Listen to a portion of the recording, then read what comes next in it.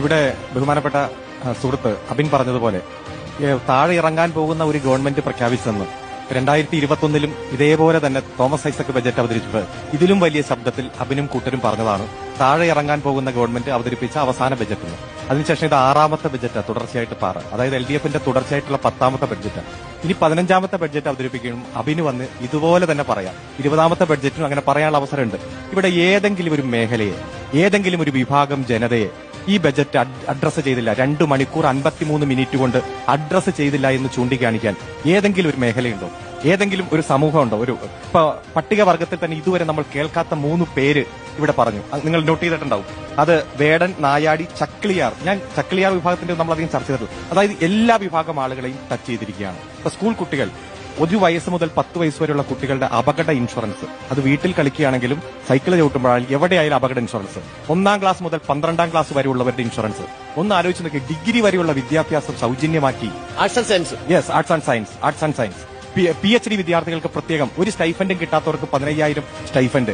എന്ന് മുതലങ്ങ് എടുത്തു നോക്കിയാൽ സാമൂഹ്യ വികസനത്തിന്റെ എല്ലാ മേഖലയും, പശ്ചാത്തല വികസനത്തിന്റെ എല്ലാ മേഖല, 10 കൊല്ലമായി നടന്നുകൊണ്ടിരിക്കുന്ന വികസനത്തിന്റെ പൂർത്തീകരണം, അത് അന്തസ്സായി പറയുക.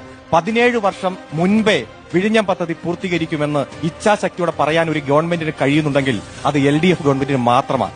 വികസിത പ്രവർത്തനങ്ങൾ വൈകാറുണ്ട്, പക്ഷെ 17 വർഷം നേരത്തെ. ഇപ്പൊ പറഞ്ഞല്ലോ കേരളയിലുമായി ബന്ധപ്പെട്ടുകൊണ്ട് എന്താ ധനകാര്യമന്ത്രി പറഞ്ഞ്, പേരിലല്ല കാര്യം, അതിന്റെ ടെക്നോളജിയിലല്ല കാര്യം, ഇച്ഛാശക്തിയോടെ നടപ്പാക്കാൻ വേണ്ടിയിട്ടുള്ള ഉത്തരവാദിത്വം, പ്രഖ്യാപനം. അതും പറയുമ്പോ 3 ദിവസം മുമ്പ് കെ സുധാകരൻ പറഞ്ഞു ഞങ്ങൾ അനുവദിക്കില്ല, സമരം തുടരും.